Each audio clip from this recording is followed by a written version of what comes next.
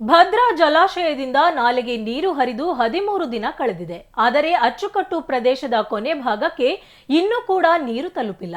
ನಾಲೆಯಲ್ಲಿ ಹೂಳು ತುಂಬಿದ್ದರಿಂದ ಕೊನೆ ಭಾಗದ ರೈತರು ಸಾಕಷ್ಟು ತೊಂದರೆ ಅನುಭವಿಸುತ್ತಿದ್ದು, ಇದೀಗ ರೈತರು ನೀರು ಬಳಕೆದಾರರ ಸಂಘದವರು ಸೇರಿಕೊಂಡು ಸ್ವಂತ ಖರ್ಚಿನಲ್ಲಿ ನಾಲೆಯ ಹೂಳು ತೆಗೆಸುವ ಕೆಲಸಕ್ಕೆ ಮುಂದಾಗಿದ್ದಾರೆ.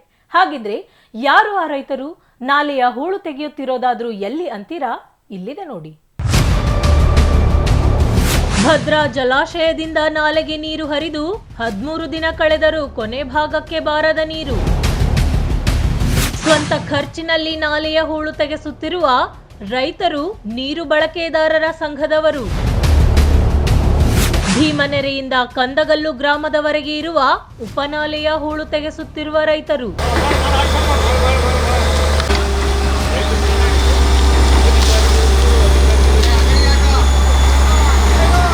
ನಾಲೆಯ ತುಂಬೆಲ್ಲ ತುಂಬಿರುವ ಹೂಳು. ಹಿಟಾಚಿಗಳ ಸಹಾಯದಿಂದ ನಾಲೆಯಲ್ಲಿನ ಹೂಳು ತೆಗೆಸುತ್ತಿರುವ ರೈತರು. ಈ ದೃಶ್ಯ ಕಂಡು ಬಂದಿದ್ದು ದಾವಣಗೆರೆ ಜಿಲ್ಲೆಯ ಚನ್ನಗಿರಿ ತಾಲೂಕಿನ ವೆಂಕಟೇಶ್ವರ ಕ್ಯಾಂಪ್ ಬಳಿ. ಹೌದು, ಭದ್ರಾ ಜಲಾಶಯದಿಂದ ನಾಲೆಗೆ ನೀರು ಹರಿದು ಇಂದಿಗೆ 13 ದಿನ ಕಳೆದಿದೆ. ಆದರೆ ಇದುವರೆಗೂ ಅಚ್ಚುಕಟ್ಟು ಕೊನೆ ಭಾಗಕ್ಕೆ ನೀರು ಹರಿದಿಲ್ಲ. ಭೀಮನೆರೆಯಿಂದ ಕಂದಗಲ್ಲು ಗ್ರಾಮದವರೆಗೆ 19 ಕಿಲೋಮೀಟರ್ ಉಪನಾಲೆ ಇದ್ದು ನಾಲೆಯ ತುಂಬೆಲ್ಲ ಹೂಳು ತುಂಬಿದೆ. ಇದರಿಂದಾಗಿ ಕೊನೆ ಭಾಗಕ್ಕೆ ನೀರು ಹರಿದಿಲ್ಲ. ನಾಲೆಯ ಹೂಳು ತೆಗೆಸುವಂತೆ ಸಂಬಂಧಪಟ್ಟ ಇಲಾಖೆಯ ಅಧಿಕಾರಿಗಳು ಹಾಗೂ ಜನಪ್ರತಿನಿಧಿಗಳಿಗೆ ಸಾಕಷ್ಟು ಬಾರಿ ಮನವಿ ಮಾಡಿದರೂ ಯಾವುದೇ ಪ್ರಯೋಜನವಾಗಿಲ್ಲ. ಇದರಿಂದಾಗಿ ಇದೀಗ ರೈತರು ಹಾಗೂ ನೀರು ಬಳಕೆದಾರರ ಸಂಘದವರು ಸೇರಿಕೊಂಡು ಸ್ವಂತ ಖರ್ಚಿನಲ್ಲಿ ಸುಮಾರು 2 ಲಕ್ಷ ರೂಪಾಯಿ ವೆಚ್ಚದಲ್ಲಿ ನಾಲೆಯ ಹೂಳು ತೆಗೆಸುವ ಕೆಲಸಕ್ಕೆ ಮುಂದಾಗಿದ್ದಾರೆ. ನಮ್ಮ ಸುಮಾರು ಒಂದು 19 ಕಿಲೋಮೀಟರ್ ದೂರ ಆಗುತ್ತೆ. ನಮ್ಮದು ಮೇನ್ ಚಾನಲಿಂದ ಕಾಂಟ್ರೂಪ್ ಚಾನಲ್ಲು ಲೆವೆಲ್ ಇದೆ, ಅದು ಫ್ಲೋಯಿಂಗ್ ಇಲ್ಲ. ನೀರು ಫ್ಲೋಯಿಂಗ್ ಇಲ್ಲ ಅಂದ ತಕ್ಷಣ ಅವರು ಎತ್ತರೆ ನೀರೆಲ್ಲ ಇಲ್ಲಿ ಹಳ್ಳ ಸೇರ್ತದೆ ಹೊರತು ನಮಗೆ ನೀರು ಸಪ್ಲೈ ಆಗ್ತಾ ಇಲ್ಲ. ಹಾಗಾಗಿ ನೀರು ಬರ್ತಾ ಇಲ್ಲ. ನಮ್ಮದು ಸುಮಾರು 94 ಎಕರೆ ಕೆರೆ ಇದೆ. ಆ 94 ಎಕರೆ ಕೆರೆಗೂ ನೀರು ಸಹ ಹೋಗಿಲ್ಲ. ಸುಮಾರು 2,500 ಮೇಲಿದೆ ಜಮೀನು, 2,500 ಎಕರೆ ಮೇಲೆ ಜಮೀನಿದೆ. ಅದಕ್ಕೂ ಸಹ ನೀರು ಹೋಗ್ತಾ ಇಲ್ಲ, ಎಲ್ಲ ಊರ್ನೂ ಮುಟ್ಟಿಲ್ಲ ನಮಗಿನ್ನೂ. ಹಂಗಾಗಿ ಭಾಳ ತೊಂದರೆ ಆಗಿತ್ತು. ಆಮೇಲೆ ನಾವು ಇಂಜಿನಿಯರ್ ಆಫೀಸ್ಗಳನ್ನೆಲ್ಲ ಕೇಳಿದ್ವಿ, ಅವರು ಸಹ ನಮಗೆ ಸರಿಯಾಗಿ ಸ್ಪಂದಿಸಲಿಲ್ಲ. ಏನಂತಾರೆ, ನಮ್ಗೆ ಅನುದಾನ ಇಲ್ಲಪ್ಪ, ನಾನು ಏನು ಮಾಡೋಕ್ಕಾಗಲ್ಲ, ಸರ್ಕಾರದಲ್ಲಿ ದುಡ್ಡಿಲ್ಲ, ನಾವೇನು ಮಾಡೋಕ್ಕಾಗಲ್ಲ ಅಂತ ಹೇಳ್ತಾರೆ.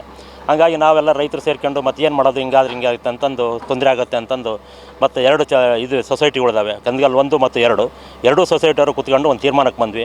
ಇಲ್ಲ, ಹಿಂಗಾದ್ರೆ ನಮ್ಮ ರೈತರು ಹಾಳಾಗಿ ಹೋಗ್ತೀವಿ ಎಲ್ಲರೂ, ಕಾಲು ಎಕರೆ ಅರ್ಧ ಎಕರೆ ಜಮೀನುಗಳಿದ್ದಾವೆ, ಅವ್ರ ಕತೆಗಳೆಲ್ಲ ಜೀವನ ಅಧೋಗತಿ ಆಗೋಗ್ತದೆ ಅನ್ನೋ ಉದ್ದೇಶಕ್ಕೆ ನಾವು ಸಹ ಎಲ್ಲ ಸೇರ್ಕೊಂಡು ಇಲ್ಲ ಹೂಳೆತ್ತ ಕಾರ್ಯಕ್ರಮ ಮಾಡಿಸ್ಬಿಡೋಣ, ಏನಾರಾಗಲಿ ಮುಂದೆ ಅದು ಕೊಡೋದು ಬಿಡೋದು ಆಮೇಲೆ ಸರ್ಕಾರ, ನಮ್ಮ ಸ್ವಂತ ಖರ್ಚಿನಲ್ಲೇ ನಾವು ಮಾಡಿಬಿಡೋಣ ಅಂತ ತೀರ್ಮಾನಕ್ಕೆ ಬಂದು ಎಲ್ಲ ರೈತರುಗಳನ್ನೂ ಸಹಕರಿಸಿದರು. ಎಲ್ಲ ರೈತರುಗಳು ಕೊಟ್ಟಿದ್ದಾರೆ. ಕೆಲವರು ಮಾತಾಡ್ತಾರೆ ಏನು ಮಾಡೋಕ್ಕಾಗಲ್ಲ, ಯಾಕಂದರೆ ಸರ್ಕಾರದಲ್ಲಿ ದುಡ್ಡು ಐತಿ ಮಾಡಿಸ್ರಿ, ಅನುದಾನಗಳದಾವೆ, ನೀವು ಯಾಕೆ ಮಾಡೋಕ್ಕಾಗಲ್ಲ, ಸರ್ಕಾರ ನೀವೇನು ಮಾಡ್ತೀರಿ ಸೊಸೈಟಿರು, ಎಲ್ಲ ಪ್ರಶ್ನೆನೂ ಮಾಡಿದರು. ಅವಕ್ಕೆಲ್ಲಕ್ಕೂ ಆನ್ಸರ್ ಮಾಡಿದ್ವಿ ನಮ್ಮ ಕೈಲಾದಷ್ಟು ಮಟ್ಟಿಗೆ. ಈಗ ಅವರು ಸಹ ನೀರಿನ ತೊಂದರೆ ಅನುಭವಿಸ್ತಾ ಇದ್ದಾರೆ. ಕಂದಗಲ್ಲು ಗ್ರಾಮದಲ್ಲಿ ಸುಮಾರು 2,500 ಎಕರೆ ಪ್ರದೇಶಕ್ಕೆ ಉಪನಾಲೆಯಿಂದ ನೀರು ಹರಿಯಲಿದೆ. ಅಷ್ಟೇ ಅಲ್ಲದೆ 94 ಎಕರೆ ವಿಸ್ತೀರ್ಣದ ಕೆರೆಗೂ ನೀರು ತಲುಪಿಲ್ಲ. ಆದ್ದರಿಂದ ಕಂದಗಲ್ಲು ಗ್ರಾಮದ ರೈತರು ಭತ್ತ ನಾಟಿ ಮಾಡಲು ಮತ್ತು ತೋಟಗಳಿಗೆ ನೀರು ಬಳಸಲು ಸಾಧ್ಯವಾಗಿಲ್ಲ. ನಾಲೆಯ ಹೂಳು ತೆಗೆಸಲು ಅಧಿಕಾರಿಗಳನ್ನ ಕೇಳಿದರೆ ಅನುದಾನ ಇಲ್ಲ ಎಂದು ಹೇಳುತ್ತಿದ್ದಾರೆ. ಜನಪ್ರತಿನಿಧಿಗಳು ನಮ್ಮ ಗೋಳು ಕೇಳುತ್ತಿಲ್ಲ. ಇದರಿಂದಾಗಿ ರೈತರ ಬಳಿ ಚಂದ ವಸೂಲಿ ಮಾಡುವುದರ ಜೊತೆಗೆ 2 ನೀರು ಬಳಕೆದಾರರ ಸಂಘಗಳು ಸೇರಿಕೊಂಡು ನಾಲೆಯ ಹೂಳು ತೆಗೆಸಲಾಗುತ್ತಿದೆ. ನಮ್ಮ ನೀರಾವರಿ ಇಲಾಖೆಗೆ ಎಕ್ಸಿಕ್ಯೂಟಿವ್ ಇಂಜಿನಿಯರ್ ಮಂಜುನಾಥ್ ಅವ್ರನ್ನ ಕಂಡ್ವಿ. ಮಂಜುನಾಥ್ ಅವ್ರು ಕಂಡಾಗ ಏನು ಹೇಳಿದರು, ನಮ್ಮಲ್ಲಿ ಯಾವ ಅನುದಾನ ಇಲ್ಲ, ನಮಗೆ 2 ತಿಂಗಳಿಗೆ ಒಂಬಟ್ಟು ಸಂಬಳ ಆಗ್ತಾಯಿದೆ, ನಾವೆಲ್ಲಿಂದ ದುಡ್ಡು ಕೊಡೋದು ನಿಮಗೆ ಅಂತ.